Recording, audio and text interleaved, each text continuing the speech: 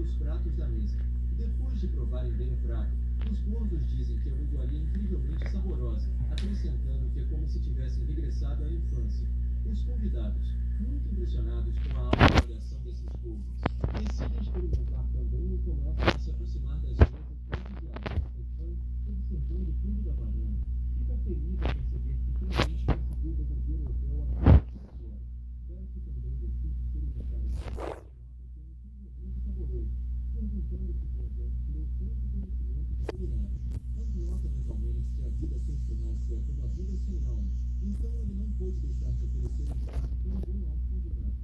Na noite do último dia, ele decide novamente verificar o status de seu perfil no sistema e atualizá-lo. Graças ao dinheiro gasto, as características do personagem principal aumentam ainda mais, tornando-o mais forte. A meditação de Anka é interrompida por uma batida na porta, e a voz de Beth responde à sua pergunta sobre quem veio até ele, colocando rapidamente o manto sobre o corpo. Anka destranca a porta, dizendo a Beth que ela pode entrar. Depois de abrir um pouco a porta, ele pergunta à sua noiva o que ela pode precisar tão tarde. Depois de examinar cuidadosamente Anka, Beth declara com segurança que ele não é o verdadeiro Anka Dali, surpreendendo muito. Beth diz que Anka Dali era um completo idiota, enquanto o personagem principal pergunta quem ela pensa que ele é.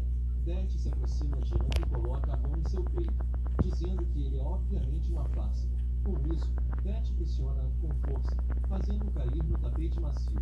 Beth senta em Anka e ele pergunta surpreso o que ela está fazendo.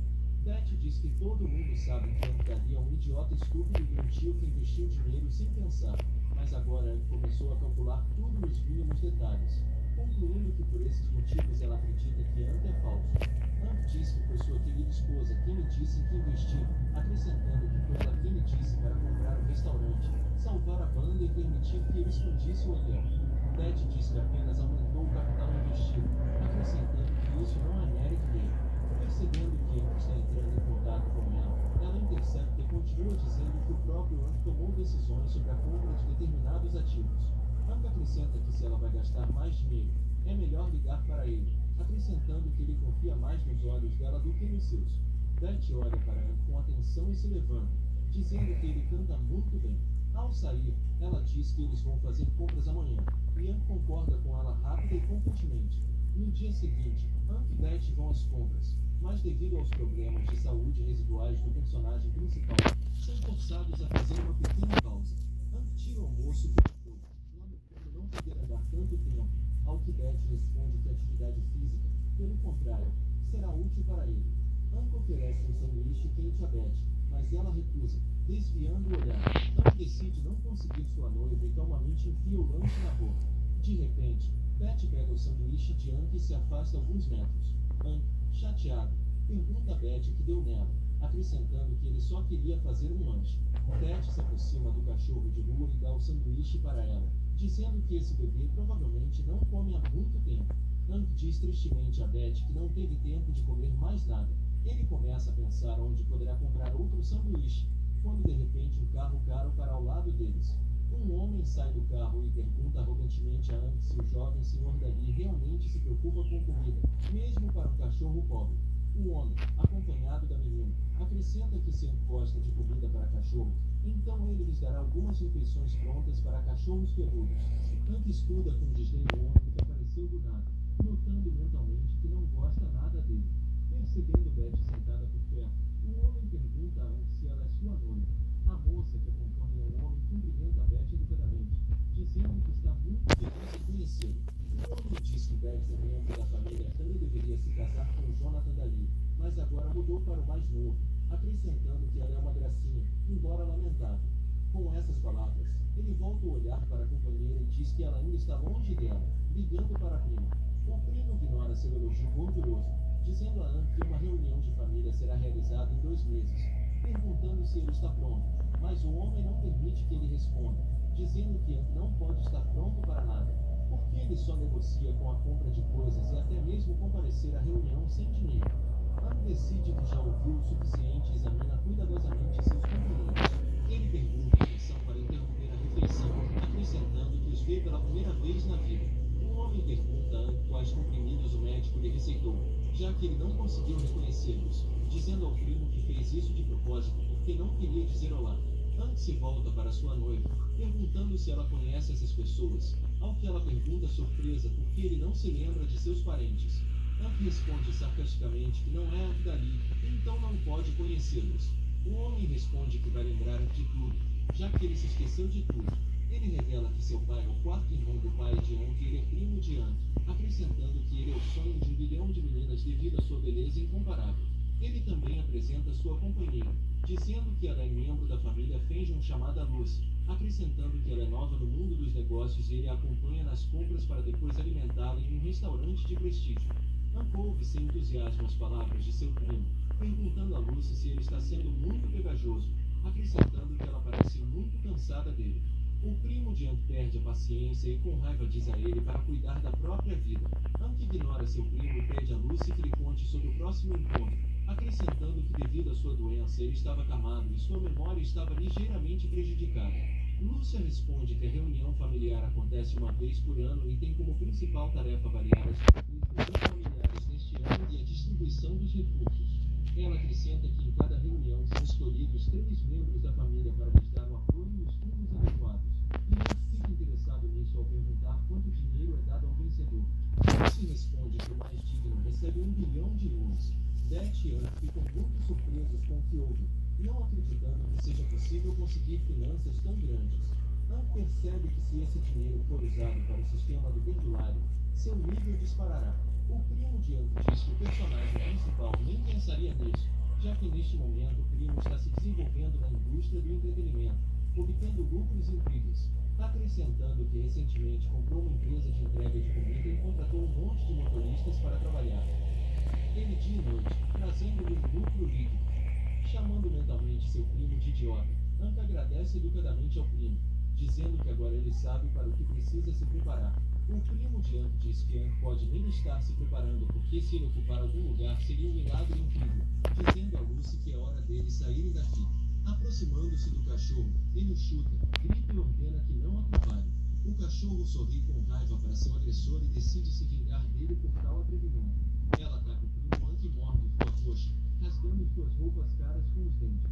O primo foge aos trancos, mas o cachorro decide que sua vingança não foi totalmente cumprida e sai em sua perseguição.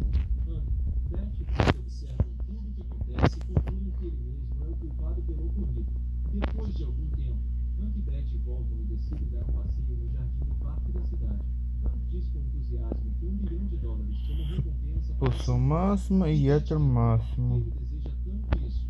Hank olha interrogativamente para sua noiva e pergunta qual é o problema. Beth responde que todo mundo sonha em ganhar $1 bilhão de graça. Porém, na opinião dela, há um problema que Hank não consegue resolver, dizendo que no ano passado Lucy ficou em 7º lugar nesta reunião, tendo feito esforços consideráveis. Beth esclarece que Lucy investiu os 20 milhões de seu pai em startups, abrindo 3 hotéis 5 estrelas, 5 clubes privados e 11 redes de cinema em apenas 2 anos, gerando mais de 90 milhões em receitas, e mesmo assim ficou apenas em 7º lugar. Hank diz que é incrível, lamentando que ele só tem alguns restaurantes, um hotel e uma banda, então ele terá que desistir de tentar chegar lá. Hank diz que eles terão que esquecer isso, pois faltam apenas 2 meses, sugerindo que voltem às compras. De repente, um latido alto atrai sua atenção 15 pessoas gritando. Virando-se, nossos heróis percebem como exagero.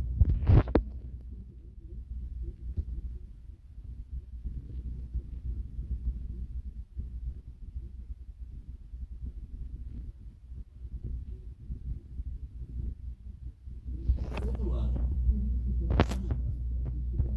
Eles percebem que existem muitos pelos animais que andam pelas ruas, mas eles fazem muitos projetos que morderam a gente. Beth pergunta ao funcionário para onde eles vão levar os cachorros depois de pegarem. O funcionário conta que, infelizmente, não existem esses abrigos na cidade. Então eles ficam com esses cães por algumas semanas, na esperança de que alguém decida abrigá-los. Porém, segundo ele, se isso não acontecer, eles rapidamente tratam dos cães restantes. Beth pergunta animadamente ao funcionário o que ele quer dizer com essas palavras, mas rapidamente adivinha. Virando-se para os cachorros trancados em uma gaiola e dizendo com pena que sente muita pena deles. Ela pega a mão de Hank e pede que ele ajude esses pobres animais, dizendo que dói para ela cuidar disso. Hank diz que se não tivesse visto pessoalmente não teria acreditado, mas quando Quando viu como os pobres animais tremiam bem na frente deles, condenados à morte, também não poderia deixar assim. Ele pede a Beth que lhe forneça tudo, dizendo que pagará o abrigo para esses animais desabrigados e lhes dará um teto sobre suas cabeças. Ele diz a Beth, dizendo que ele fez uma grande coisa, e o elogia amorosamente, ao que Hank pergunta surpreso por que ela reage dessa maneira. Beth responde que está feliz por Hank ser uma pessoa tão generosa. Hank aceita os elogios de Beth com um pouco de constrangimento, mas decide não se importar e sorri satisfeito. Depois de algum tempo, eles se encontram em um lugar desconhecido e Hank conta a Beth que decidiu comprar este terreno para abrigo, já que está sem dono há muitos anos. Hank diz que gastou 10 milhões nesse terreno e convida a Beth a transformar este terreno baldio em um abrigo. Hank observa que gastou novamente o dinheiro que ganhou neste projeto, dizendo a Beth que do ponto de vista financeiro não é o investimento certo. Beth diz que gastou o dinheiro para sempre, acrescentando que fez a pedido dela, ao que Hank responde que conseguiu fazer feliz com o dinheiro. Investimento no sucesso. Beth diz que não sei gastou muito dinheiro comprando um terreno baldio só para agradá-lo, acrescentando que ele é uma pessoa muito rica. Ela diz que se de repente começar a ficar sem dinheiro, certamente ganhará mais, ao que Beth responde que acredita nele de boa vontade. O flerte do jovem casal é interrompido por Lou, que avisa Hank que duas pessoas querem se encontrar com ele para discutir o preço da colaboração com o grupo de Isabelle na criação da trilha sonora do filme. Hank se vira e ouve as palavras de Lou com interesse, sentindo o negócio lucrativo se aproximando. Terminados os negócios, o personagem principal e Lou vão ao hotel de Hank Dali para conduzir negociações comerciais. Um dos negociadores come churrasco no restaurante do hotel com muito apetite. Ele diz que esse churrasco combina bem com cerveja, perguntando-se como Hank conseguiu inventar tal coisa, acrescentando que já tinha ouvido falar que Hank era um gastador estúpido. Seu sócio diz que não há nada de inteligente nisso, já que tudo aqui depende dos artistas que frequentam tais restaurantes, esclarecendo que a única coisa que eles precisam aqui é fazer um acordo com Hank. O homem diz que tem razão, acrescentando que vão usá-lo quando encontrarem um grupo para gravar a trilha sonora, após o que ele diz que vai reduzir o preço, já que Hank é novato e não sabe nada sobre o assunto. A conversa de negócios é interrompida pelo ranger das portas, de onde a luz forte dos lustres se derrama sobre os homens. Lou e Hank emergem deles e a secretária apresenta o personagem principal, desculpando-se pela demora. Um homem de óculos se levanta e cumprimenta os heróis, apresentando-se como Don Shen, dizendo que é o diretor musical da Penderfune Company, após o que diz que seu parceiro é um famoso diretor chamado Dean Harrison. Dean Harrison sorri sarcasticamente e diz que está muito satisfeito em conhecer examinar cuidadosamente Harrison com os olhos. Ele chega à conclusão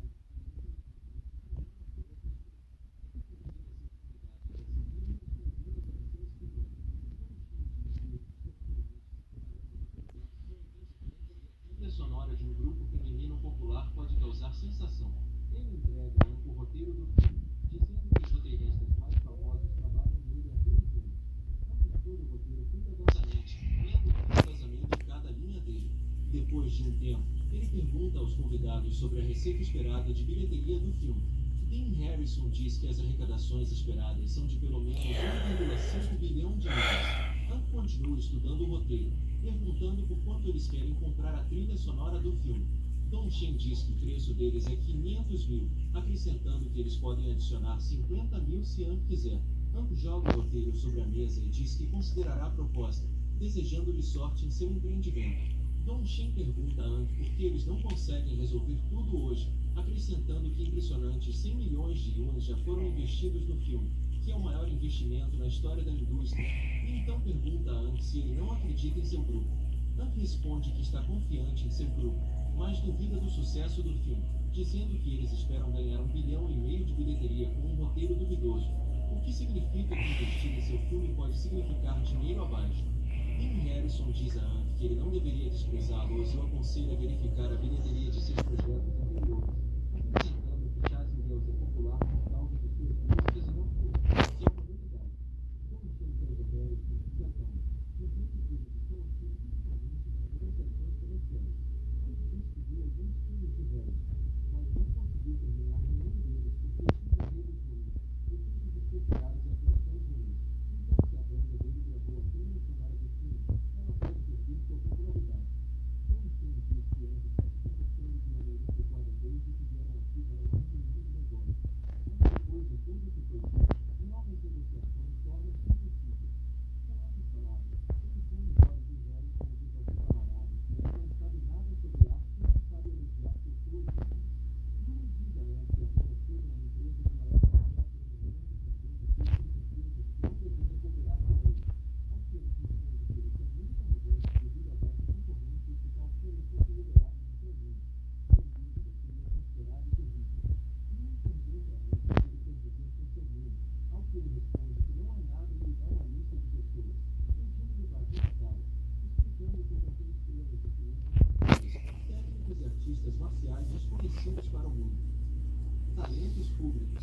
Nuno examina cuidadosamente a lista e pergunta a Anto o que ele planeja fazer com todas essas pessoas.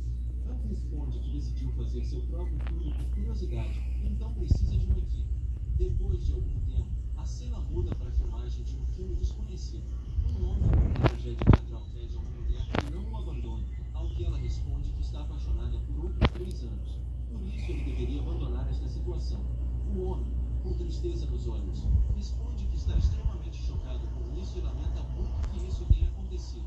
De repente, a filmagem de take é interrompida e o diretor grita furiosamente com o ator. Ele pergunta ao ator o que diabos ele está fazendo, dizendo que desse jeito vai estragar o filme.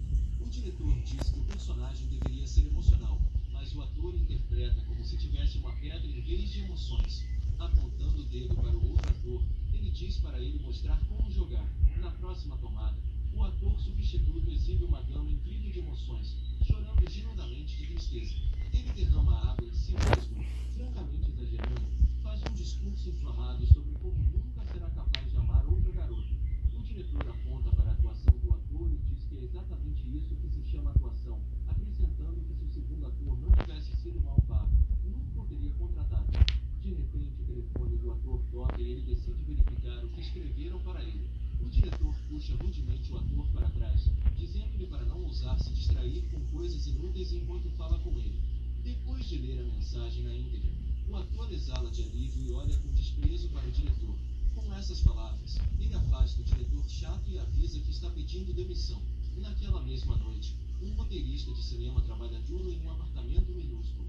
Ela lança outro rascunho, dizendo que reescreveu o roteiro para 3 dias e 2 noites, mas ainda não é bom o suficiente. Em uma conversa de trabalho, eles dizem que ela se desvalorizou e ficou muito preocupada com o significado, e o roteirista diz que ela não aguenta mais uma vida assim. De repente, ela recebe uma mensagem no celular e lê a mensagem, que diz que ela tem um grande talento, o que pode ser muito útil. Ela também percebe que 1 milhão de euros chega à sua conta e um convite para ir ao endereço especificado. Enquanto isso, em um parque rural, estão em andamento os preparativos para o lançamento de um foguete espacial. A garota está fazendo os retoques finais, inserindo os parâmetros corretos de lançamento. Os espectadores reunidos admiram com alegria o foguete e a menina, mas um deles diz que o foguete provavelmente é um manequim, e a menina está apenas posando para um vídeo. O cético acrescenta que se esse foguete realmente voar, ele comerá a merda de um cachorro que estiver passeando por perto. Terminados os preparativos, a garota aperta o botão do lançamento e os motores do foguete começam a emitir um rugido alto. Depois de alguns segundos, o foguete decola e sai rapidamente da atmosfera, deixando todos os espectadores em choque e grito. Poucos segundos após o lançamento bem-sucedido, a garota recebe uma notificação em seu relógio inteligente e lê com surpresa o que estava escrito. Decidindo que recebeu uma oferta extremamente tentadora, ela sobe em uma motocicleta e sai correndo em direção ao endereço especificado. Assim que todos os convidados chegam ao local do encontro, são recebidos por Anto e os apresentam, dizendo que um ambicioso ator com ideias originais se chama Luke, acrescentando que, pelo fato de não querer amamentar diante das câmeras, ele só consegue pequenos papéis que não deixam brilhar. Ele também diz que o nome da roteirista é Janete, e ela escreveu muitos roteiros excelentes, que, infelizmente, foram roubados por outros escritores sem escrúpulos. Por fim, Anne recorre a uma engenheira chamada Stella e diz que, segundo seus pais e professores, ele é o aluno mais fraco. Mas ninguém percebe que o talento dele está sendo muito interessante a partir de um jogo complicado.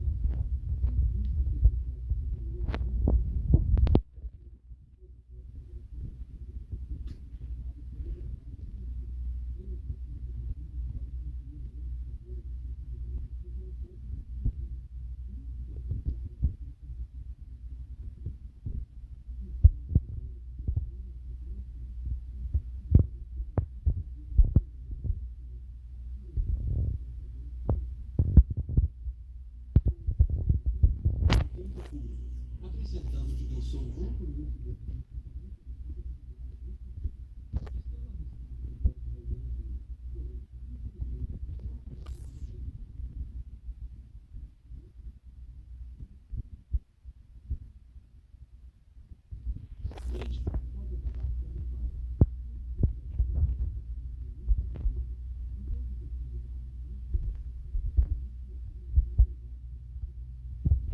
Ela concorda com os termos do acordo, ao que eles respondem com entusiasmo que estão satisfeitos com tudo. Hank diz que falta um mês para as filmagens do filme e pede a Luke que se anime bem para ficar melhor, já que vão filmar caras fortes. Ao que ele responde que certamente cumprirá essa tarefa. Depois disso, Hank recorre a Janet dizendo que tem vários rascunhos para o roteiro, mas deixa todos os detalhes para ela, acrescentando que ela pode escrever como quiser. Por fim, dirige-se a Stella, dizendo que a sua tarefa é criar adereços, para os quais lhe fornecerá integralmente os materiais necessários e fornecerá especificações técnicas claras.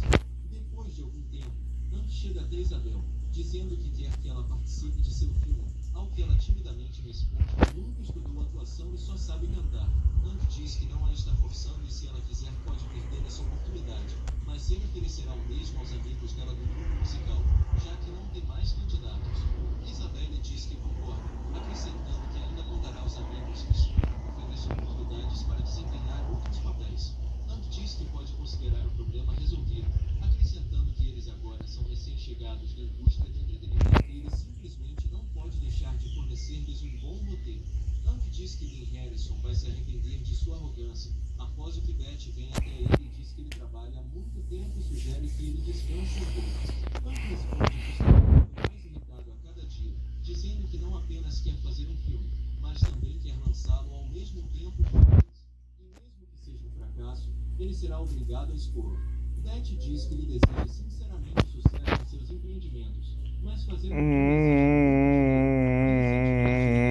exige a compra de um terreno para o orfanato. Hank diz que mesmo que não tenha mais dinheiro, ele pode encontrar investidores e discar o número dos pais. A mãe de Hank pelo telefone gentilmente pergunta como ele está, após o que ela ouve seu pedido de lhe dar $1 bilhão para fazer um filme e diz que com certeza irá apoiá-lo, acrescentando que irá transferir um pouco a quantia necessária para ele mais tarde. O pai de Hank pergunta à esposa se ela realmente transferirá uma quantia tão considerável para ele simplesmente porque ele pediu, ao que ela responde que fica feliz se o filho estiver feliz. O pai de Hank responde que confia na decisão dela, mostrando a ela que saiu no jornal a notícia de que uma empresa de planejamento urbano havia elaborado um plano para urbanizar um terreno baldio na zona leste da cidade. O pai de Hank diz que alguém investiu mais de 30 milhões na construção de um parque de alta qualidade, o que significa que a área da região também será desenvolvida, ao que a mãe de Hank diz que está uma grande oportunidade de negócio e o convida a investir. Porém, depois de lerem mais as notícias, eles percebem que este território já foi comprado por 10 milhões por ninguém menos que seu próprio filho Hank. Um mês depois, começam as filmagens do filme de Dean Harrison, Big Shazam. Dean Harrison pergunta irritado por que a atriz principal não compareceu às filmagens de hoje, acrescentando com raiva que o filme ainda não foi concluído, ao que Don Shen pede que ele controle suas emoções. Harrison responde que a heroína, que ele considerava uma excelente atriz, esquece suas falas todos os dias e agora nem ousa ir ao set. Don Shen diz que tal arrogância é normal para atrizes de alto nível, sugerindo que elas usem um dublê e depois substituam os rostos necessários na edição. Harrison se levanta irritado e ordena que a equipe ligue o equipamento e comece a filmagem. Ele exige que as duplas sejam giradas diversas vezes a partir do ângulo desejado, para não dar muita ênfase às suas faces. Ele pensa irritado que trabalha nessa indústria há 5 anos e que uma atraente atriz de primeira linha deve levá-lo à vitória na competição anual de bilheteria. Don Shen se aproxima de Harrison e diz que acabou de ouvir uma notícia muito surpreendente. Não houve a notícia que ele ficou muito tempo da vida e decidiu produzir também seu próprio filme, ao qual Shen responde que ele sempre tem um filme próximo sem noção, e agora começou a filmar. Exclusivamente.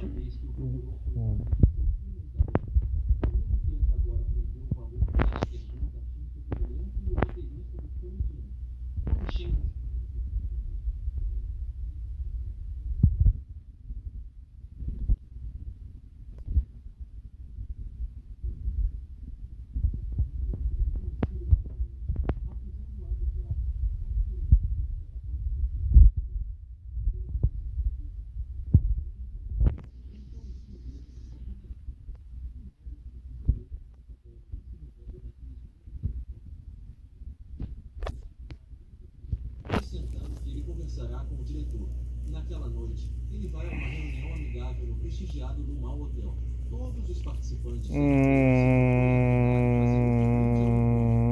vice-presidente do filme Pêndulo, Jordan Pfeiffer, diz ao ex-chefe de Isabel, que não o vê há muito tempo e que parece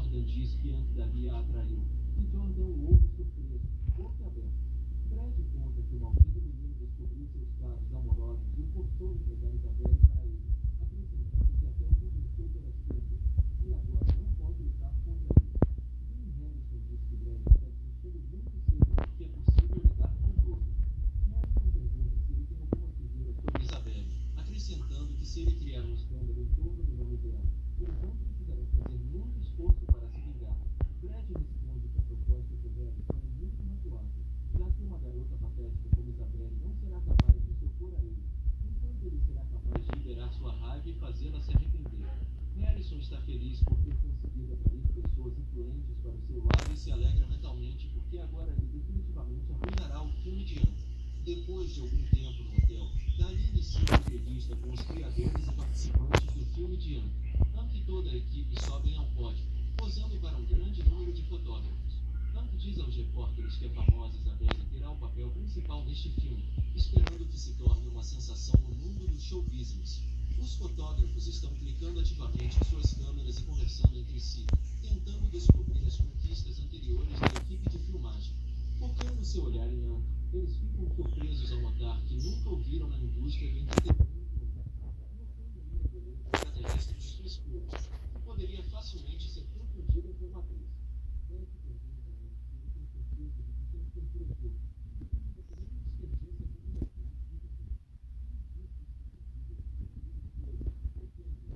Com certeza irá ajudar, acrescentando que eles têm um rival muito forte, então querem inventar algo novo. Hank diz a Beth que mesmo que ele falhe, não será um grande problema, já que sua herança está na casa das centenas de milhões. Enquanto isso, o secretário Lu se aproxima de Hank e pede um momento de sua atenção. Hank pergunta a Lu o que aconteceu, ao que ela responde que os funcionários do departamento dos parques Disney querem marcar uma reunião com ele para discutir questões de cooperação.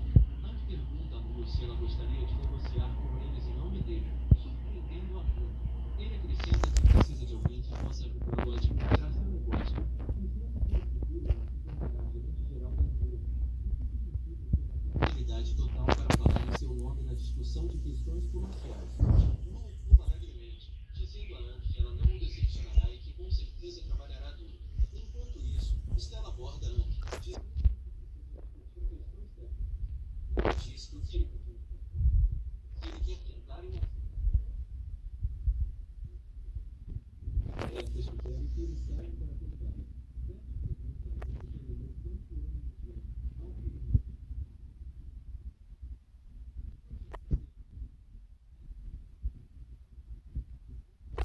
Stella coloca o aparelho no chão e começa a configurá-lo. Depois de concluir a configuração, ela vira a cabeça para Hank e Beth e pergunta se pode começar. Stella aperta o botão e o aparelho liga, levantando o projetor. Um segundo depois, um enorme monstro aparece na frente de Beth e Anne, aproximando-se dele. Beth pula com medo nos braços de Anne, dizendo-lhe que está com muito medo. Hank sorri e diz a Beth que ela não deveria ter medo porque ele não é real. Ele acrescenta que se trata de uma tecnologia de projeção holográfica, acrescentando que, embora a imagem seja estática, ela pode ser projetada de uma forma que torne o filme mais realista e único. Hank pergunta a Stella quantos projetores ela fez, ao que ela responde que só poderia fazer 3 durante esse período. E Hank diz que isso é suficiente, oferecendo-lhe um preço de $1 milhão por cada peça do filme. No dia seguinte, começam as filmagens e na primeira cena, civis estão correndo para algum lugar. Civis gritam por socorro, fugindo rapidamente pela estrada. Eles são perseguidos por um enorme monstro, exibindo violentamente sua boca cheia de dentes. Os habitantes da cidade tentam escapar gritando pedidos de salvação. O monstro examina suas vítimas em potencial e rosna de contentamento. De repente, ele percebe 2 luzes brilhantes no céu, aproximando-se rapidamente dele.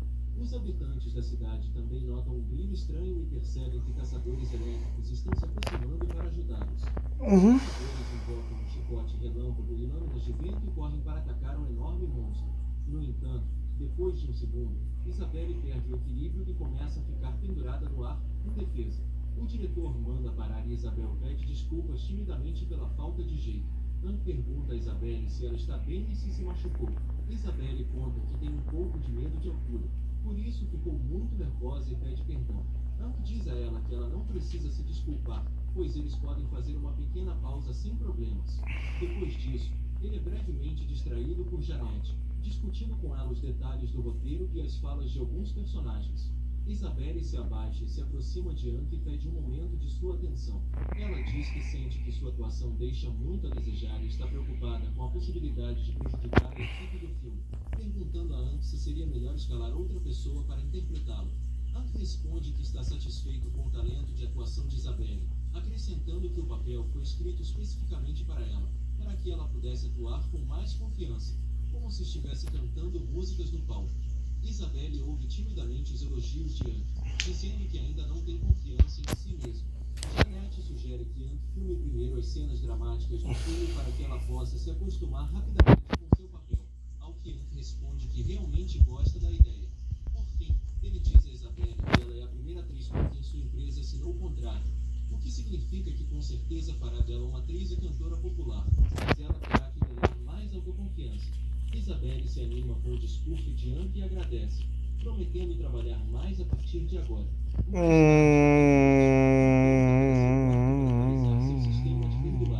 Graças ao seu melhor desempenho, Hank fortalece seu corpo a ponto de perceber que não precisa mais da bengala de madeira. Hank diz que finalmente parece uma pessoa normal, acrescentando que, de acordo com os dados atuais, ele poderia pelo menos ultrapassar alguns campeões olímpicos. Beth bate novamente no quarto de Hank, dizendo que algo terrível aconteceu. Então ele rapidamente veste um roupão e pede que ela entre. Beth mostra o tablet a Hank, dizendo que algum anônimo postou a notícia de que Isabelle é sustentada por um homem rico e que ela tem um filho no exterior, acrescentando que a notícia agora é tendência e o número de visualizações ultrapassou 1 milhão. Ela pergunta a Hank o que eles deveriam fazer, ao que o protagonista responde que ela deveria se preocupar porque ele sabe perfeitamente quem fez isso e com certeza irá retribuir.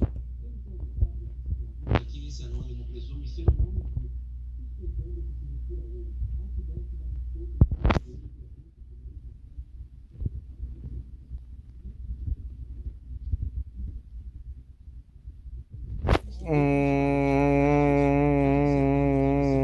com conflito de interesses agora. Hank diz que isso é muito chato e sugere que eles finjam que não ouviram nada e continuem fazendo o filme, ao que Beth pergunta se ele está louco. Hank responde que ela só precisa acalmar Isabel e deixá-la agir à vontade no filme, acrescentando que tal escândalo só fará ao seu favor. Beth pergunta a Hank o que ele quis dizer ao dizer que isso funcionará a seu favor. Hank diz que mesmo que ela chame a polícia para investigar, ela descobrirá facilmente que se trata de uma notícia fabricada por alguns meios de comunicação privados e tudo terminará com eles apenas esclarecendo sua posição de desculpas, deixando os instigadores intocados. Hank diz que eles precisam deixar seus concorrentes serem mais agressivos e, eventualmente, acertá-los com tanta força que eles não se levantarão. Enquanto isso, os internautas fazem o possível para divulgar informações, dizendo que agora estão decepcionados com seu ídolo. Os usuários chegam à conclusão de que toda a sua popularidade é garantida por seu pai simplesmente e nunca mais ouvirão suas músicas. Na manhã seguinte, Don Chen chega a Harrison e felizmente relata que a origem preta de Isabelle está agora na lista das pesquisas mais populares. Harrison responde que também viu a notícia de que ela esteve recentemente no filme, mas agora seus próprios fãs a estão boicotando, acrescentando que ela não será capaz de encontrar o culpado, acrescentando que ainda agora se arrependerá de ter rido deles quando gentilmente vierem falar com ele. Don Chen diz que a situação se desenvolverá de acordo com 2 cenários prováveis, especificando que ou Hank desistirá quando todos os investidores receberem seu dinheiro, ou ainda fará o filme, mas o público ignorará seu lançamento e ele falhará no final. Bilheteria da mesma maneira. Harrison diz que Hank continua sendo um filho pródigo, já que a segunda geração de ricos só sabe gastar dinheiro e não entende nada do caminho que ele trilhou. Enquanto isso, notícias falsas sobre o passado de Isabelle continuam a se espalhar pelo país, atraindo a atenção de cada vez mais pessoas. Todos concordam que tudo isso recaía sobre os ombros de Hank, que é o produtor e chefe da equipe de filmagem. Ao mesmo tempo, no set do filme A Caçada à Eletricidade, Isabelle se encontra com Hank para tentar se explicar. Porém, por não estar acostumada com a onda de ódio das pessoas femininas, ela não encontra força para dizer nada e começa a chorar. Então, consola,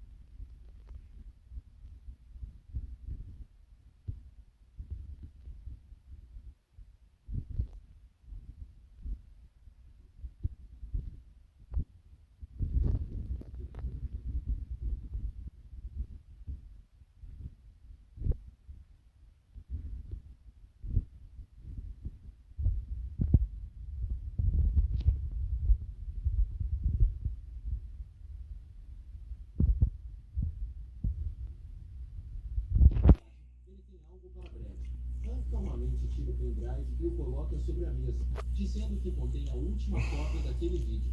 Brad pega o pendrive, mas Ank rapidamente o intercepta, pegando de volta para si.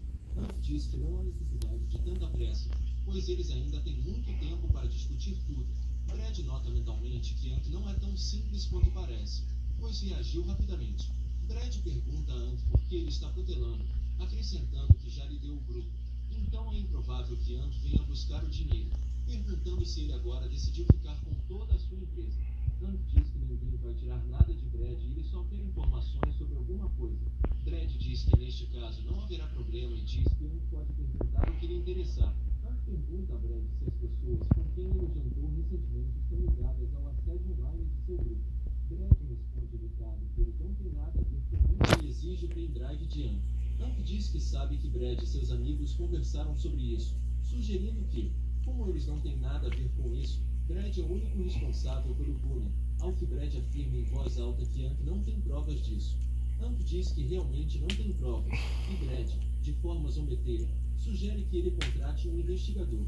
De repente, Ank convida Brad para descobrir tudo para ele, ao que ele, atordoado, pergunta ao personagem principal se ele enlouqueceu, acrescentando que não tem motivos para ajudá-lo. Ank diz que o pendrive não é real e que ele ainda guarda o vídeo em um lugar secreto. Brad grita com raiva com Ank e chama os guardas para dentro da sala. Ele afirma que Ank ultrapassou todos os limites e, se não desistir deste pendrive agora, não olhará para a situação de sua família e não será responsável por si mesmo. Ele acrescenta que ninguém suspeitaria dele se Ank caísse acidentalmente da escada. Ank diz, cansado, que o próprio Brad escolheu o caminho difícil e só queria saber se seus amigos tinham alguma coisa a ver com o bullying, acrescentando que nesse caso ele simplesmente lhe daria o vídeo. Brad ri das palavras de Ank e ordena que seus guardas capturem Ank, alegando que algumas fotos dele não serão suficientes para chantagem. Os guardas começam a se aproximar de Ank enquanto Brad diz que mal pode esperar o retorno de Isabelle para que ele possa se divertir um pouco com ela e depois... Ank de repente agarra sua bengala e dá um guarda ameaçador, parando a ponta da bengala a 1 centímetro de sua garganta.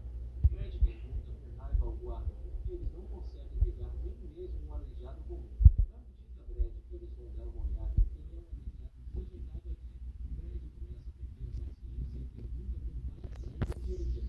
Ank diz que só precisa de uma resposta para uma pergunta simples, acrescentando que tem certeza de que Brad está definitivamente envolvido no bullying, mas seu alvo são aqueles dois. Ank acrescenta, no entanto, muito me prova que Brad é obrigado a fazer uma caneta sobre a mesa. O personagem onde e quando discutiram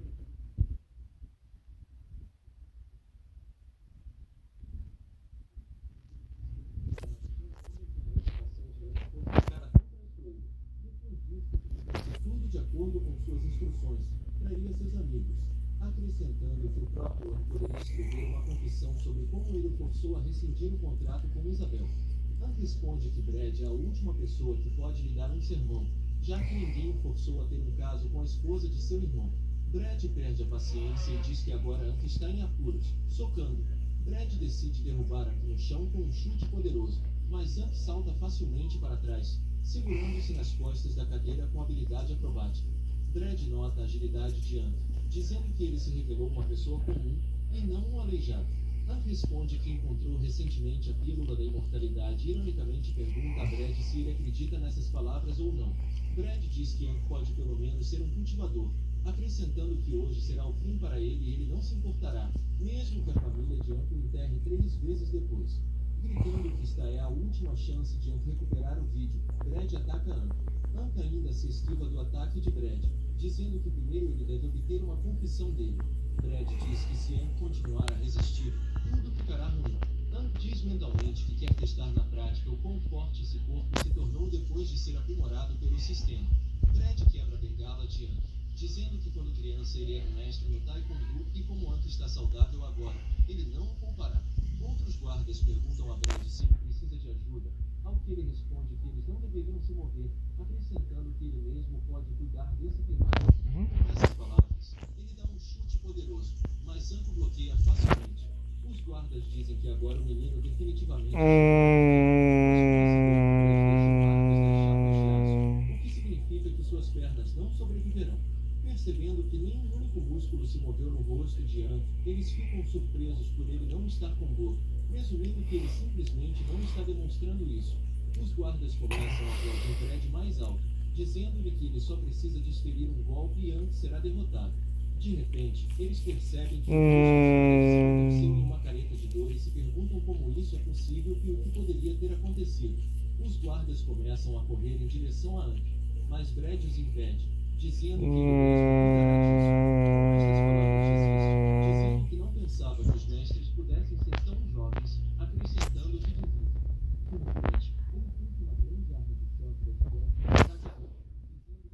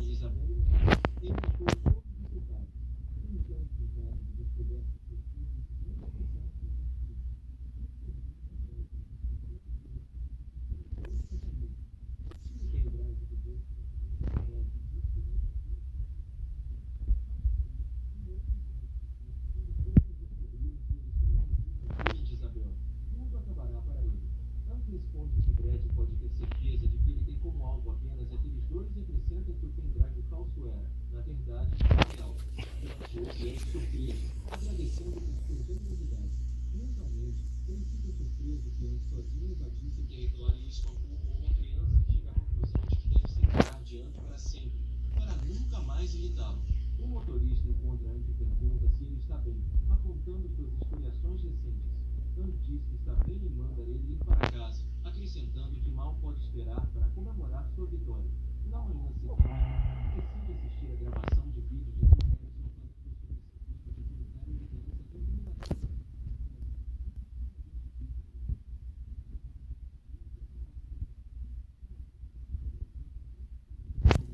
abusivos na conta de Isabelle.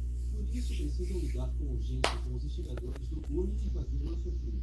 Ant diz que entende perfeitamente os sentimentos de sua querida esposa, mas em sua opinião agora não é hora de retaliar.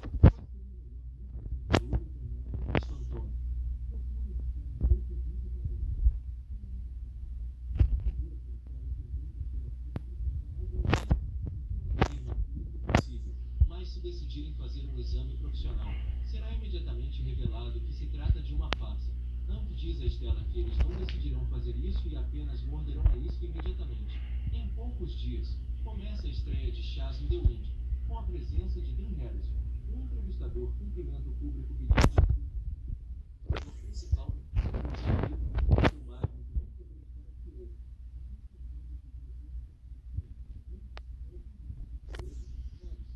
Ela diz que horas de perguntas e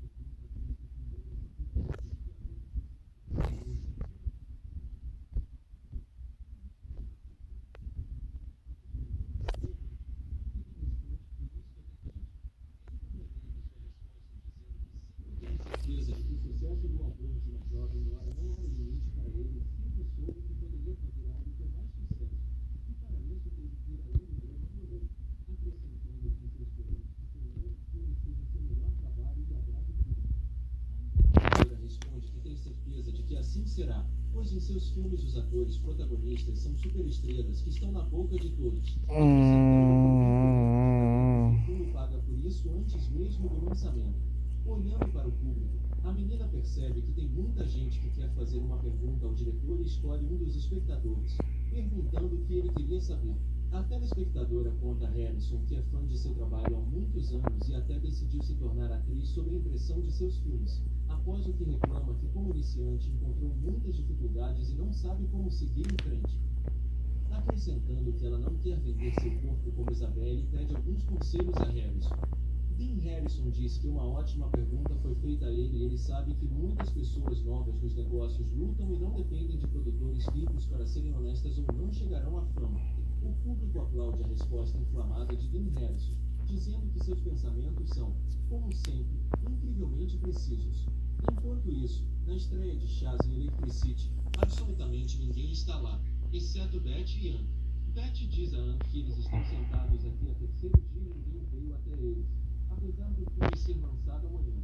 Após o que ela acrescenta que as coisas ficaram ainda piores online, ao que Ann responde que isso é assim que deveria ser, porque o interesse por este tema não deve diminuir nem por um minuto. O personagem principal diz que hoje à noite eles vão enviar o vídeo resultante para a internet e ver que o show vai começar depois. Naquela noite, Jordan Five, Dean Harrison e Don Chen comemoram o lançamento iminente do filme, dizendo que os críticos já estão entusiasmados e que as enormes receitas de bilheteria não tardarão a chegar. Don Chen afirma alegremente que há muita conversa online sobre esta semana.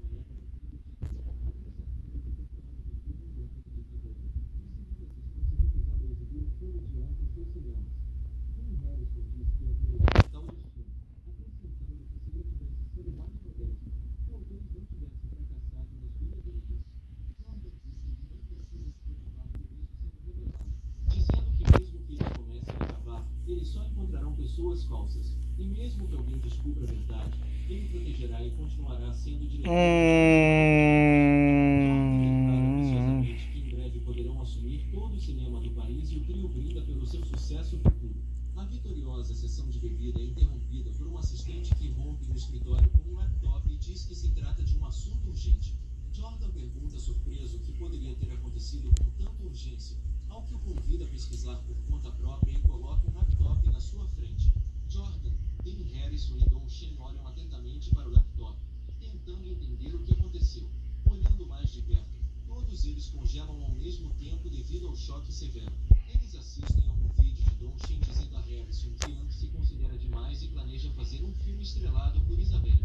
Harrison diz a Chen que não é uma tarefa fácil, mas ele conhece um bom cara da informática que pode montar algo para eles, acrescentando que eles podem enterrar sua reputação.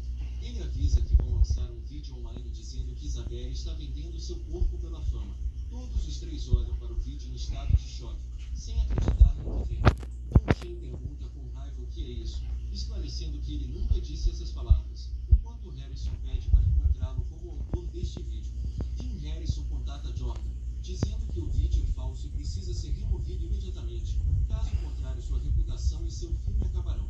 Don Chen diz que eles precisam chamar a polícia com urgência para que possam prender o autor, sugerindo que Amdali está por trás de tudo. Jordan interrompe a histeria de pânico de seus companheiros e ordena que calem a boca. Ele diz que o vídeo pode ser falso, mas definitivamente ocorreu uma conversa semelhante. Se eles começarem a cavar, a gravação original também poderá surgir. Portanto, pelo bem da reputação da empresa, eles não farão nada. Dean Harrison pergunta a Jordan o que tudo isso significa, acusando de querer escapar do tempo por deixar Harrison e seu filme em apuros, acrescentando que Jordan foi quem começou tudo em primeiro lugar. Jordan responde que não há Jordan nem evidências contra ele no vídeo e com raiva diz a Harrison e Chen que eles não serão capazes de arrastá-lo com eles. Don Chen e Dean Harrison olham para seu ex-companheiro com surpresa e raiva indisfarçável. Enquanto isso, o vídeo publicado começa a se espalhar pela internet e os telespectadores começam a perceber que foram enganados durante todo esse tempo. Os começam discussões acaloradas de que Dean Harrison começou especificamente a assediar Isabelle nas redes sociais para impedir o lançamento de seu filme. Depois disso, as pessoas decidem assistir ao filme diante dali e fazem filas enormes para o cinema. As vendas do filme começam a crescer exponencialmente.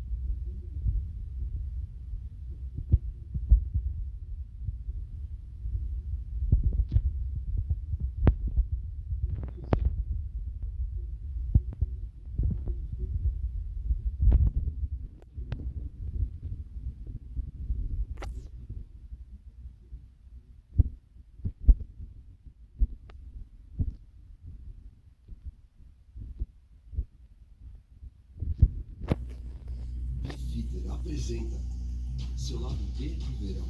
Desafio óbvio, vive diferente. Não. Ocorreu exatamente como ele planejou. Alguns meses depois, Beth diz que a bilheteria bruta do filme foi de quase 60 bilhões, com uma classificação média de 9. Toda a equipe de filmagem aplaude Anke e Beth elogia por ter conseguido o impossível. Ela olha timidamente para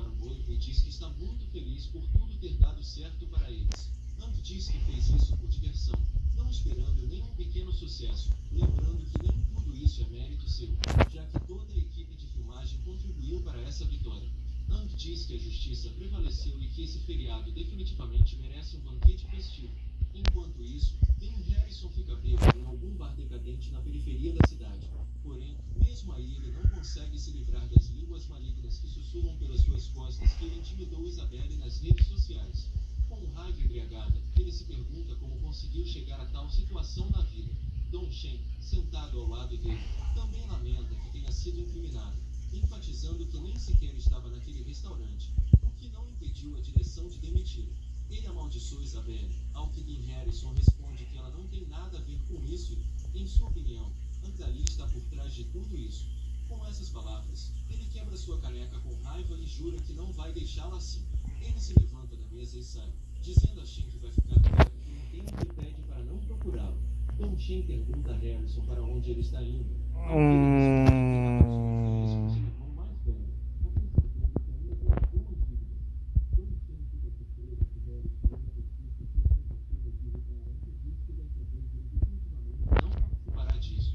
Enquanto isso, Anne e sua futura esposa decidem visitar os pais. A mãe de Anne, sem esconder as lágrimas de felicidade, fica feliz por Anne finalmente ter se recuperado e pergunta como ele fez isso. Anne diz com alegria que sua noiva pode estar envolvida em sua recuperação, já que ela cuida muito bem dele. A mãe de Anne abraça Beth com força, dizendo que está muito feliz por Beth ter se tornado acrescentando que ela é simplesmente um presente de cima. Beth fica constrangida com tais elogios e olha para ela saiba que concorda plenamente com as palavras de sua mãe. O pai de Anne diz a Beth que ela fez um ótimo trabalho e pede que ela diga ao pai que ele ajudará a resolver todos os seus problemas, porque no futuro eles se tornarão uma família. Beth se curva agradecida aos pais de Anne, dizendo que está muito satisfeita em ouvir isso. Depois de um tempo, Beth e Anne sentam-se em um banco no jardim noturno e Beth diz que ela é uma esposa inútil e pergunta a Anne por que ele disse que ela o ajudou a se curar. Anne diz a Beth que ela não deveria se considerar inútil, porque desde que se conheceram, pararam de chamá-lo de filho pródigo. Seu negócio subiu e o dinheiro fluiu como um rio. Beth diz a Anne que desta vez ele se safou e agradece por suas amáveis palavras. Anne se aconchega em Beth e pergunta se ela gostaria de agradecer. Beth pergunta a Anne o que ele quer dizer com isso, ao que ele responde que a própria Beth sabe perfeitamente o que ele quer dizer. Beth pergunta a Anne como ele deseja que ela o agradeça, ao que Anne responde que ela é sua noiva, então ela mesma deveria saber disso. Beth sorri ternamente e gentilmente coloca a mão no peito de Anne, empurrando-o para o banco. Ela se senta nos quadris de Anne e diz a ele que ainda é sua noiva e não sua esposa e pergunta se ele realmente achava que se dissesse algumas palavras doces, ela perderia imediatamente a cabeça. Anne pergunta a Beth o que ela estava pensando, dizendo que ele quis dizer apenas um abraço e não o que ela queria dizer. Beth se aproxima de Anne e pergunta se ele tem certeza de suas palavras, ao que ele pergunta quais outras opções podem ter. Beth diz que o próprio Anne escolheu essa opção e deita-se sobre ele, abraçando-o com ternura. Beth diz que gosta muito dessa sensação, ao que Anne responde que está com dificuldade para respirar. O casal fica em silêncio por um tempo e aproveita o momento, ouvindo os sons dos grilos noturnos. E depois de um tempo, Beth conta a Anne que ele a surpreende. Anne pergunta o que ela quis dizer, ao que ela responde que quando viu pela primeira vez, ela nem conseguia pensar que o peito dele seria tão forte e quente. Anne diz que tudo isso acontece porque ele começou a se recuperar lentamente.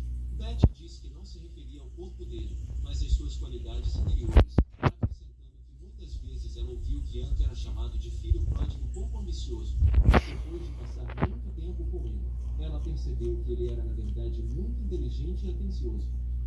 Depois que ele diz que ela conhece a expressão de que a mente verdadeira é sempre modesta e ao lado de Anne, ela sente como até os problemas mais difíceis podem ser resolvidos em um instante. Ela acrescenta que depois que a família tanto teve problemas, ela não conseguiu pregar o olho mais tarde.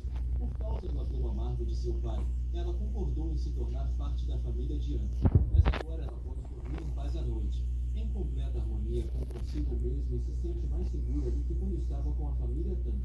Anne diz que não sabia que era confiável, acrescentando que já há algum tempo ouvia falar dos problemas da família Tan e pergunta a Beth se ela pode falar sobre o que aconteceu. Beth se senta no banco e diz que está uma longa história, explicando que há 3 anos sua família sua família foi fundada há 800 anos e estava desenvolvendo medicamentos milagrosos. E após centenas de anos de desenvolvimento, a empresa chegou a entrar no ensino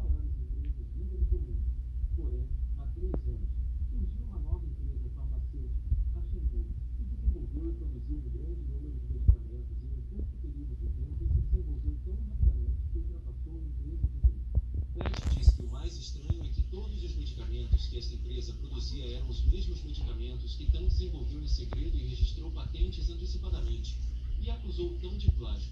Hank diz que, segundo Beth, pode-se concluir que havia um rato na empresa deles que vazou todas as receitas de outra empresa, ao que Beth responde que a princípio eles também pensaram assim, mas uma investigação mais aprofundada excluiu completamente essa possibilidade.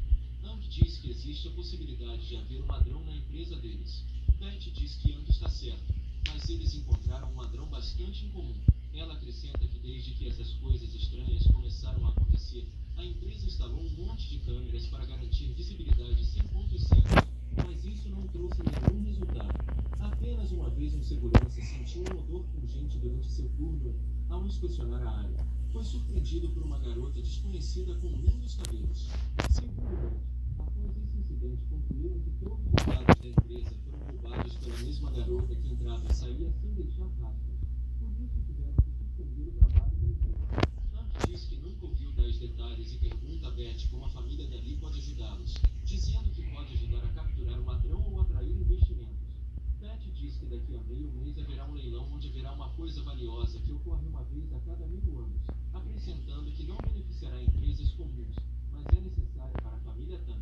Beth diz que por não ter preço, qualquer outra empresa farmacêutica facilmente desperdiçaria muito dinheiro, então ela só pode pedir ajuda à família dali, ao que Hank pergunta o que é essa coisa valiosa. E Beth diz que estamos falando da antiga erva Tianyan, coletada durante uma expedição mortal, que mais tarde foi enviada para processamento e transformada em pílulas que podem prolongar a vida e curar feridas. Pergunta a Beth se o ladrão vier até eles novamente tirar as receitas, ao que ela responde que mesmo que decida roubar as receitas novamente, elas não trarão nenhum benefício, já que o principal ingrediente dessas receitas é a erva Tian. Hank diz que não há nada que impeça esse ladrão de roubar esta erva em particular, ao que Beth responde com raiva que não ousaria fazer tal coisa. Ela acrescenta que esta erva é a mais importante para a família Tan e eles farão o possível para proteger sua última oportunidade de recuperação. Hank admite mentalmente para si mesmo que esta é a primeira vez que vê Beth tão severa, notando que neste estado ela parece muito doce. Beth diz que o pai de Hank prometeu ajudá-los a conseguir esta erva, após o que eles definitivamente deixaram todos os seus problemas para trás. Beth acrescenta que depois de se casar com Hank, ela cozinhará para ele todos os dias, observando que é muito boa nisso. Hank olha para Beth e tosse, rindo um pouco. Beth agarra a manga de Hank e pergunta o que ele achou engraçado em sua história, sugerindo que Hank a está subestimando, ao que Hank responde que o oposto é verdadeiro e que ele gosta de seu plano de ação. Beth diz a Hank que ela sempre deveria ter falado desde o início e fica em silêncio por um segundo. Hank pergunta a Beth o que ela vai fazer, ao que ela diz para ele ficar quieto e o puxa em sua direção. Com isso, ela o beija eternamente na bochecha, causando grande constrangimento a Hank. Depois de libertar Hank, ela se vira e diz a ele que foi apenas um avanço. Hank sorri satisfeito, olhando para sua futura esposa. Meio mês depois, o pai de Beth cumprimenta com alegria a família do protagonista, dizendo que está muito feliz por eles terem vindo. O pai de Beth diz que não há problema com isso, já que mais cedo ou mais tarde eles se tornarão uma família. O pai de Beth abraça a filha e diz que lhe deve um favor, enquanto Hank o cumprimenta respeitosamente. Ele nota que Hank está muito melhor, ao que responde que tudo graças a Beth, que sempre cuida dele. Tio Tam diz que não esperava que Beth fosse tão carinhosa, ao que Beth ri timidamente, dizendo que Hank está exagerando. O pai de Hank diz que é hora deles irem ao leilão, com o qual o tio Tam diz que concorda com ele. O futuro casal, junto com seus pais, entra no salão para se sentar. Os outros clientes observam o pai de Hank com espanto, surpresos por ele ter decidido aparecer, acrescentando que isso pode ser devido ao fato de o produto de hoje ser diferente em muitos aspectos dos anteriores. Além disso, um dos visitantes percebe Hank e se pergunta por que o pai trouxe seu filho pródigo para cá, ao que ele responde que ele há muito tempo, já que possui secretamente mais de uma dúzia de restaurantes em uma rua comercial no centro da cidade. Tio Tam diz ao tio Dali que levou consigo apenas 20 milhões, e se isso não bastasse, então ele terá que pedir ajuda, ao que o pai de Hank responde que não deve se preocupar, pois também não veio de mãos vazias. Beth diz a Hank que precisa ir ao banheiro, ao que ele admite que tem o mesmo desejo e diz que a levará. Depois de se despedir de Beth, Hank entra no banheiro masculino, onde um homem estranho aparece ao lado dele, olhando com desconfiança. Hank volta seu olhar para o estranho e pergunta o que ele está fazendo.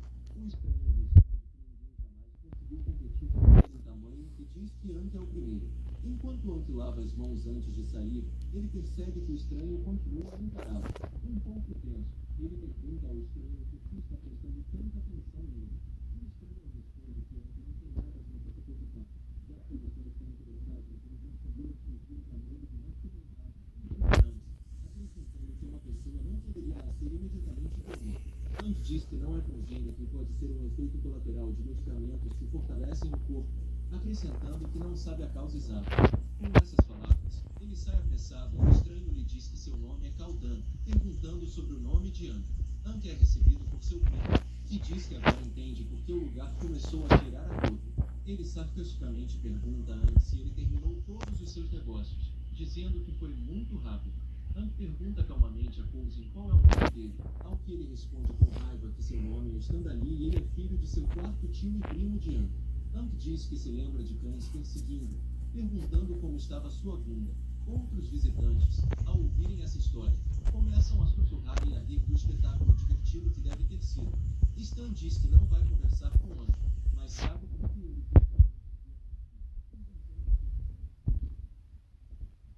pergunta novamente Stan como ele sabe disso. Stan diz que isso não importa, porque hoje ele não se sabe se ele gosta. Ele é reconhecido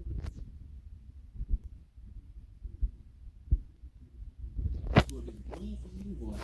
Caldan encontra Anki. Tendo ouvido sua conversa com Stan, diz que sempre sonhou em conhecer Anki dali, enquanto Beth, aproximando-se dele surpresa, pergunta a Anki por que seu primo riu tanto quando ele saiu. Ao ver Beth, Caldan a reconhece e se apresenta, dizendo que ela é uma mulher muito feliz, ao que Beth pergunta surpresa o que ele quer dizer. Sem permitir que Cal explique, Anki agarra Beth e diz que é hora de eles fugirem desse pervertido. O leilão está se preparando para começar e todos os visitantes estão sentados, fazendo barulho. Beth toca suavemente o ombro de Anki com o dedo e pergunta o que Cal quis dizer, admitindo que ela está ardendo de curiosidade, ao que Anki diz a ela que ela descobrirá mais tarde. E Beth diz chateada que gostaria de ver agora. O leilão começa e o leiloeiro cumprimenta a todos, informando que o leilão está aberto e convidando a licitar o primeiro item. Ele aponta para uma coisa estranha, dizendo que é uma taça de jade, acrescentando que, segundo a lenda, há vários milhares de anos, o imperador derrotou uma fênix de fogo, após o que untou o jade com a gordura deste pássaro e o instalou neste xícara, chamando o preço inicial de 20 milhões. Tio Tan se surpreende com o preço inicial tão elevado, acrescentando que os itens mais baratos são sempre colocados no início do leilão, e gradativamente o preço inicial aumenta e o último item será o mais raro e caro. A licitação começa e os visitantes dizem 22, 24 e 28 milhões, após o que o leiloeiro pergunta se alguém pode oferecer mais. De repente, uma mão se levanta no corredor e uma voz calma indica que o preço desta xícara é de 100 milhões. O público paralisa de surpresa, voltando-se para o som da voz, querendo saber quem é esse homem rico. O leiloeiro pergunta surpreso quem ofereceu um preço tão generoso e vira a cabeça. A família dali, que também é pai de Stan, que declara com orgulho que seu pai não faz nada ou garante que todos ao seu redor olhem apenas para ele. O pai de Stan olha para a xícara com desprezo, dizendo que é apenas uma coisa pequena. O pai de Anki olha para o irmão e se pergunta o que ele deixou ali. Anki nota mentalmente que este deve ser o quarto irmão de seu pai, chamado Rayar Dali, que é o único empresário famoso em seu ramo, tendo criado a plataforma de e-commerce número 1 do país.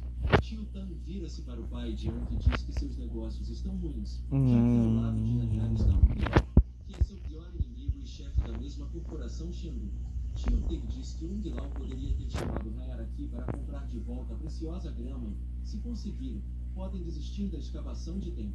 Beth diz que agora eles definitivamente conseguirão ter certeza de que estão mudando todas as suas ideias, acrescentando que agora estão prontos para destruir completamente a família Tan.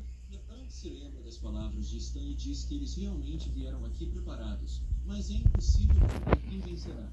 O repete o preço da taça mais 3 vezes e diz que o item foi vendido ao quarto senhor Dali por 100 milhões de dólares. O público fica surpreso com tal desperdício, dizendo que da última vez o quarto senhor Dali gastou 200 milhões em um tripé aquático da época dos estados em guerra só para colocar sua tartaruga lá. O leiloeiro retira o próximo lote e diz que é hora de passar para o segundo item. Ele declara solenemente que um colar chamado Coração Azul é apresentado à atenção da multidão, acrescentando foram obtidas como resultado da explosão de uma estrela distante. E o próprio colar foi feito por uma centena de melhores artesãos que lançaram essas joias por 3 anos, após os quais ele nomeou o preço inicial em 30 mil yuans. Imediatamente, alguém na plateia deu um lance de 100 milhões pela peça, mais uma vez fazendo com que todos os envolvidos segurassem para notar. Desta vez o doador é o pai de Ant, que afirma que seria um ótimo presente para sua noiva. Ant e muito Beth, coragem, diz que tudo isso é um grande desperdício. Os espectadores notam que toda a família dali está reunida, o que significa que eles quase não têm chance de levar nada para si.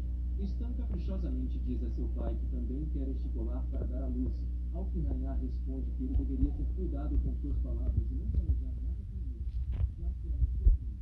O leiloeiro diz que ele tem sorte que não esperava reviravoltas tão surpreendentes no mundo.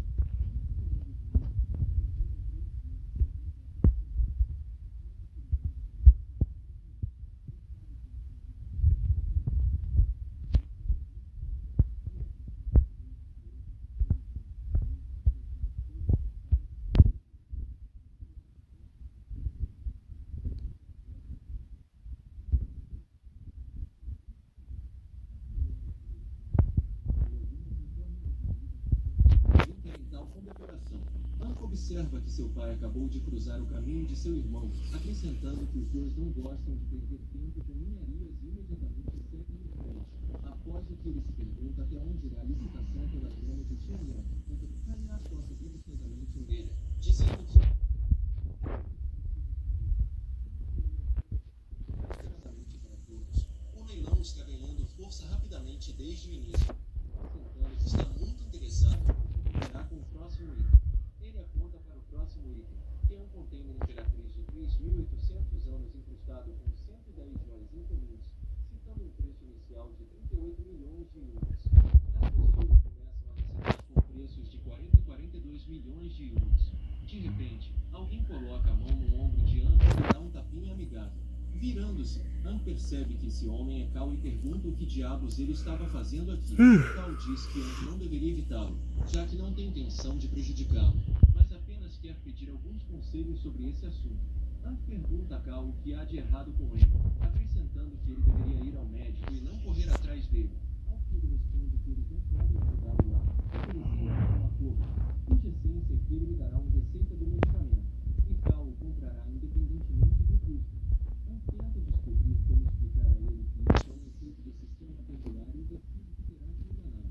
An diz que esse tal realmente não quer saber o que segredo. Este é um remédio que foi dado a ele por um taoísta que está em busca da imortalidade. An acrescenta que infelizmente este homem só ligou um comprimido e ele tem o resto do remédio. Mas este velho vagueia constantemente pelo mundo e An não sabe sua localização exata. Cal diz que ele simplesmente precisa encontrar esse velho, o que deixa mentalmente surpreso por Cal acreditar tão facilmente nesse absurdo. Ant diz a Cal para não ficar triste, acrescentando que se ele encontrar esse velho novamente, com certeza pedirá remédios para ele. Enquanto isso, termina o leilão da tiara e ele sugere ficar atento à próxima oferta.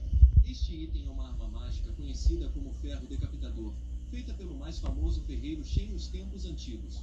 O leiloeiro calça luvas e desembainha uma espada, dizendo que esta espada é afiada como uma navalha e é capaz de cortar ferro como barro, lembrando que uma vez decapitou mais de 100 invasores japoneses, após o que ele diz que seu coração se rompe. Paul simplesmente porque ele o segura e define um preço inicial de 3 milhões. Todo o salão caiu na gargalhada, surpreso que o preço tão insignificante fosse atribuído a tal espada. Hank também fica surpreso com o preço da espada, notando mentalmente que sempre quis comprar uma espada para afastar a aura maligna em seu quarto. Com estas palavras, Hank levanta a mão e oferece o preço da espada de 3 milhões e meio. Stan se pergunta por que Hank pode precisar dessa espada e decide impedi-lo de obtê-la a todo custo, acrescentando que levou 50 milhões com ele para negociar um pouco. Ele também levanta a mão, dizendo que está pronto para dar 3 milhões e 510 mil por esta espada. Hank e Stan continuam a pechinchar, aumentando gradativamente o preço, chegando a 4 milhões de yuans. Hank com raiva diz a Stan que ele está apostando uma coisa tão pequena de propósito, ao que ele responde que ninguém proíbe aumentar as apostas em 10 mil. Hank aumenta a aposta para 30 milhões. Stan imediatamente aumenta a aposta para 10 mil, acrescentando que gosta muito de observar a indignação de Hank.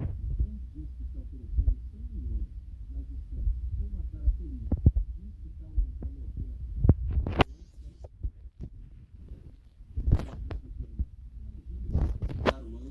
próxima oferta, forçando Anka a comprar o hardware por um preço tão alto. Amdali continua indignado, tentando descobrir que preço ainda pode cobrar por esta espada. De repente, uma ideia vem à sua mente e ele fica em silêncio por um momento. Após alguns segundos de reflexão, ele diz que já está farto de reservar notificações para este ano. O salão explode em gargalhadas. Eles estão dando 100 milhões por uma espada. O preço era 33 vezes menor. Alguém na multidão acrescenta que o último comprador foi pelo menos inteligente o suficiente para recusar o leilão e economizar uma grande quantia de dinheiro. Esta novamente pede ajuda ao pai, ao que ele pergunta com raiva por que gastou tanto dinheiro em um pedaço de ferro que é usado para cortar pessoas, observando que está um mal-entendido e não um filho. O Bilal diz que está disposto a pagar pela compra da espada, oferecendo-se para considerá-lo um pequeno presente ao jovem mestre, acrescentando que quando comprarem a erva sagrada, o lucro do medicamento desenvolvido será de 60-40 a favor de Rayar. No entanto, em sua opinião, Bilal não está feliz por ter que gastar dinheiro em uma espada para Stan, prometendo a si mesmo devolver esse dinheiro dobro. O pai de Beth diz a Anne que se ele gosta tanto de espadas, pode comprar para ele uma boa espada de um dos espadachins respeitados, ao que Anne responde educadamente que estava apenas brincando com Stan. Cal diz a Anne que sempre soube que Anne não poderia vencê-lo por dinheiro, acrescentando que, se precisasse, sempre poderia contar com Cal, ao que Anne diz que está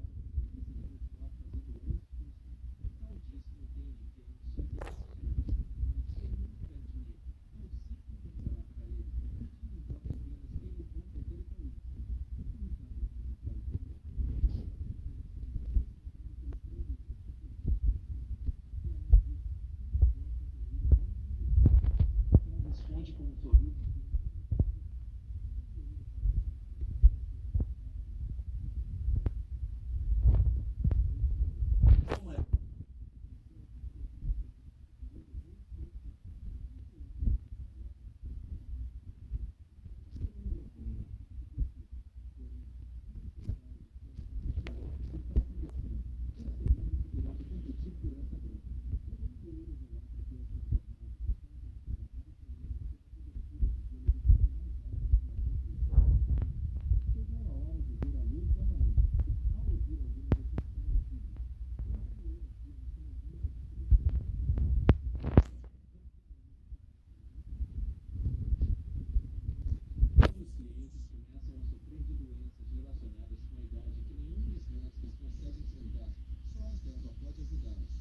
Acrescentando que, além disso, a aparência de quem usa esta erva irá imediatamente parecerão 10 anos mais jovens e as capacidades físicas retornarão às de 20 ou 30 anos de idade.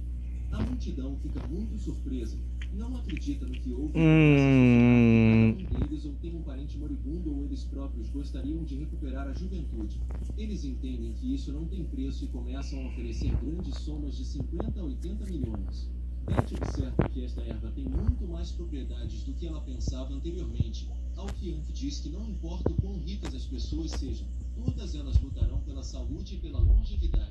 O pai de Beth diz que esta erva é verdadeiramente o universo, mas infelizmente está em uma única prova.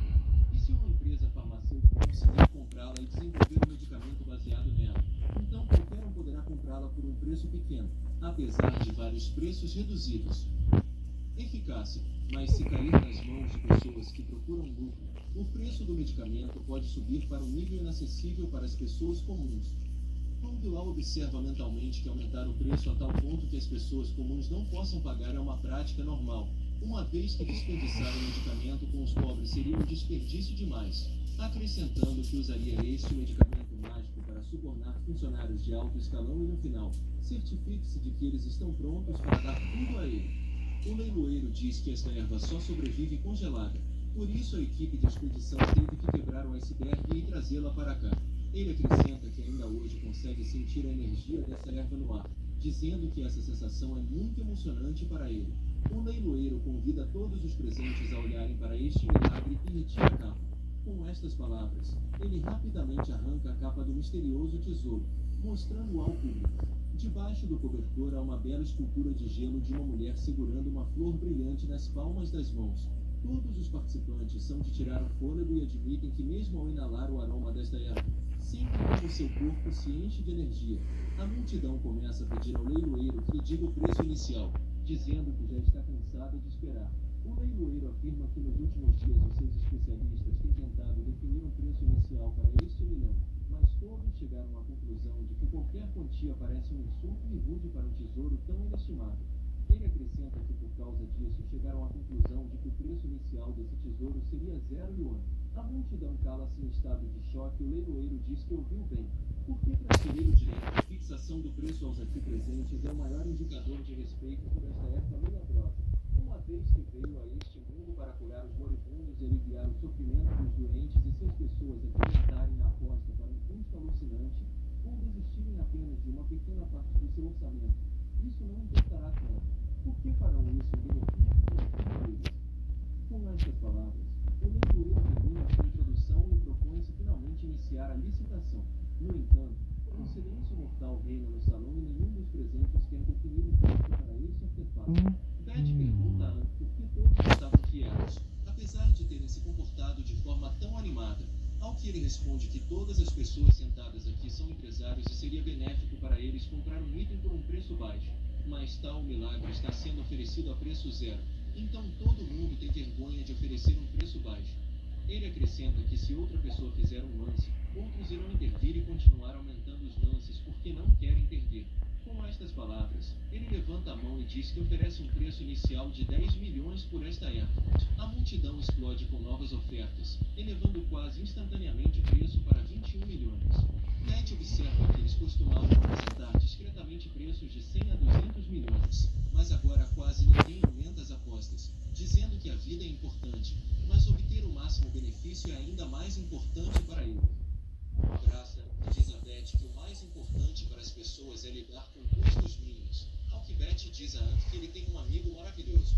Anne observa as apostas aumentarem lentamente e percebe que nesse ritmo eles ficarão presos aqui até de manhã e decide agitá-los. Com estas palavras, ele levanta novamente a mão e nomeia a quantia de 200 milhões. O leiloeiro diz que Anne está pronto para dar uma quantia incrível por este tesouro e pergunta a outros quem dará mais. Os visitantes ficam surpresos com o preço ter subido tanto, mas entendem que esse medicamento custa vidas. Beth pergunta a Anne como ele vai gastar todo o dinheiro que ganha com ela. Anne começa a olhar em volta e Beth pergunta o que ele está procurando, ao que ele responde que está procurando se tiver outra noiva com quem possa gastar dinheiro. Beth agarra o rosto de Anne e diz que ele só tem uma noiva, ao que ele diz que está magoado. O pai de Beth fica surpreso que alguém tão fraco e de má reputação como Anne seja o primeiro a pagar um preço alto, e observa que originalmente ele só queria usar o casamento para exercer o poder da família dali. Porém, ele percebe que a família dali não poupa despesas e cuida bem de Beth, dando-lhe todo o amor e apoio. Por isso, como pai, ele vê sentimentos sinceros no rosto de sua filha. Do ponto de vista dele, no leilão de hoje, a empresa de Chengdu e o quarto senhor dali uniram forças, e mesmo que Anne se reúna com seu pai, o resultado do leilão ainda é desconhecido. Então, mesmo que sua empresa perca neste leilão, ele ficará tranquilo por Beth, porque ela está feliz agora. E para ele, como pai, isso é tudo que importa. Neste ponto, Nayar levanta a mão e nomeia o preço da grama como 500 milhões de yuans. Todos ficam surpresos que o cavalheiro tenha cobrado um preço tão alucinante com uma mão. O pai de Anne decide que a grande competição já começou e aumenta a aposta para 700 milhões de yuans. Nayar entende que para derrotar seu oponente ele deve jogar muito alto e aumenta a aposta para 1 bilhão de yuans, surpreendendo todos os participantes. Os participantes afirmam que está uma verdadeira batalha dos deuses, pois em apenas 2 apostas o preço saltou para 1 bilhão, o que em todo caso é um valor insignificante para eles.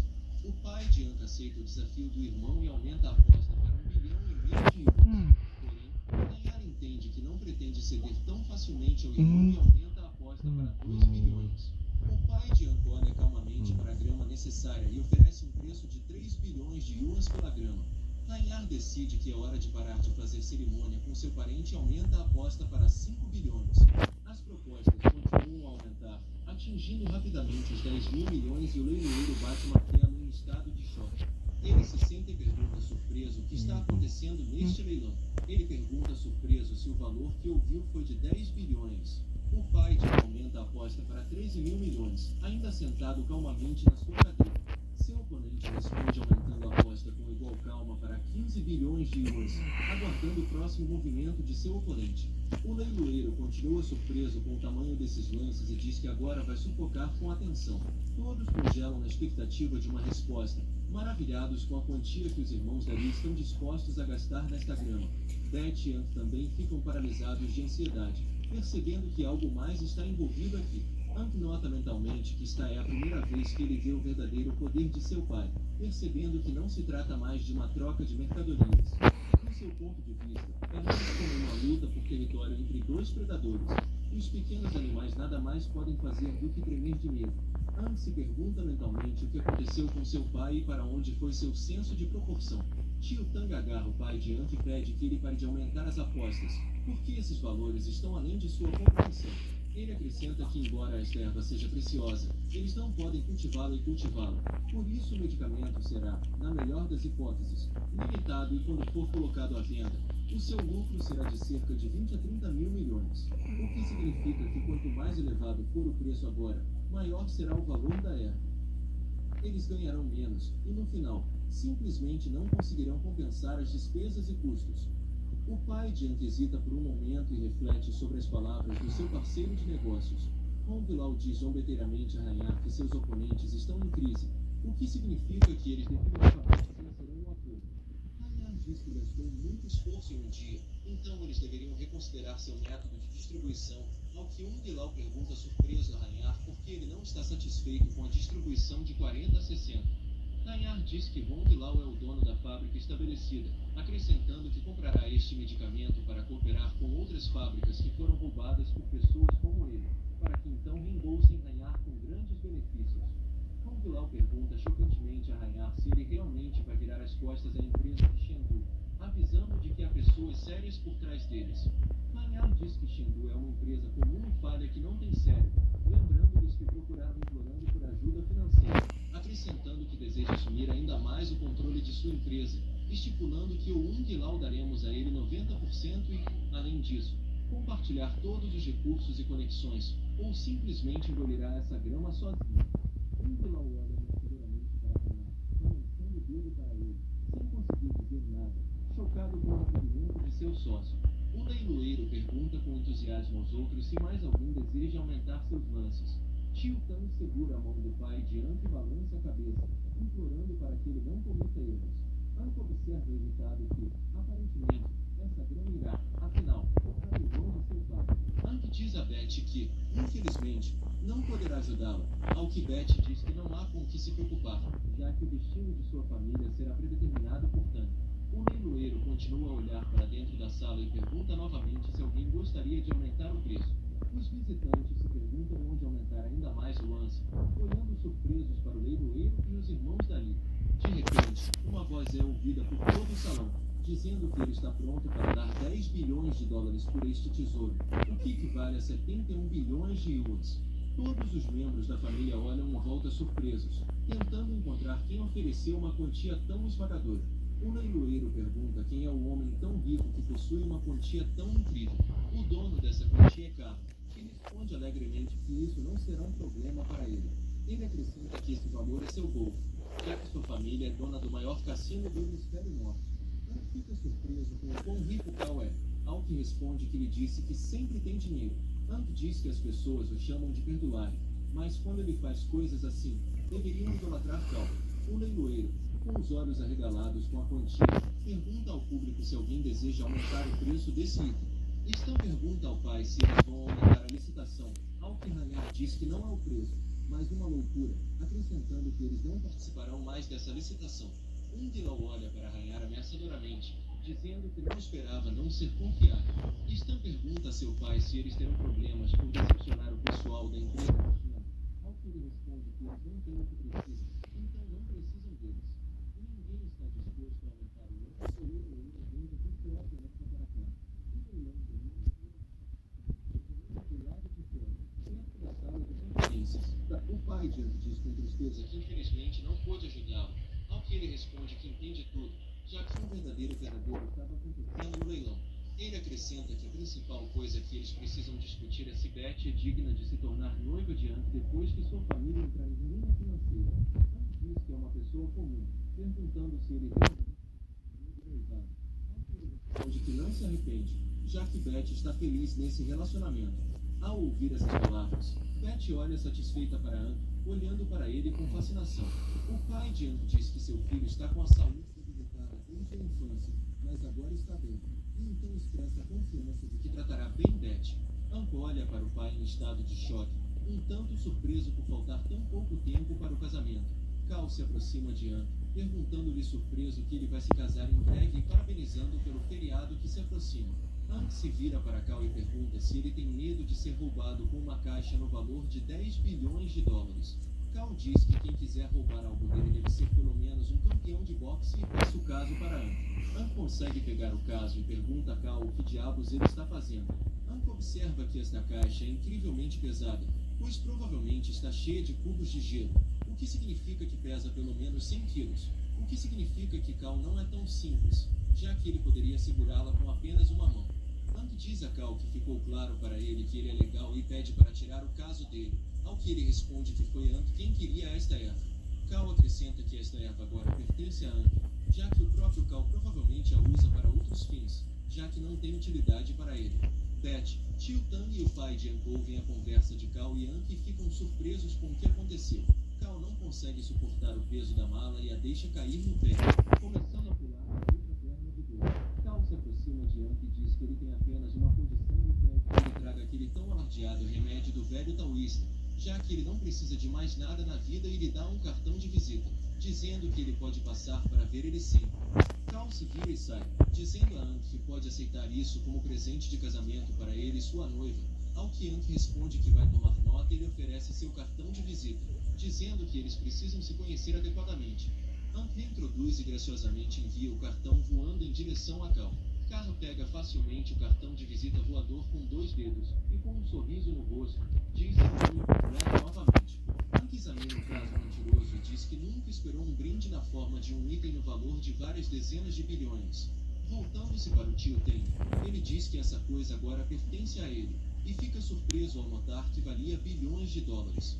Ank observa que eles vieram aqui especificamente para obter esta erva milagrosa para a família Tang, e apesar de tudo não ter corrido conforme o planejado, eles ainda acabaram com esta erva, o que significa que ela pertence ao tio Tang. O pai de Beth diz que simplesmente não tem palavras, declarando com alegria que a família Tang, assim como seus negócios, estão agora salvos.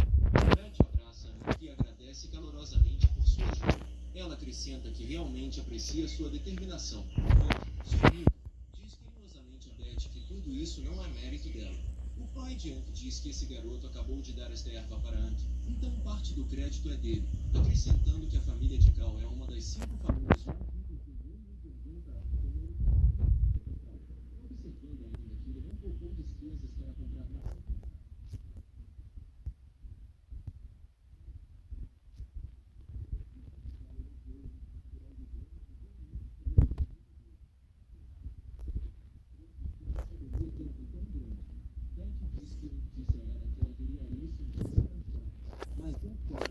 Diz que Cal ficou impressionado com o grande coração de Ank.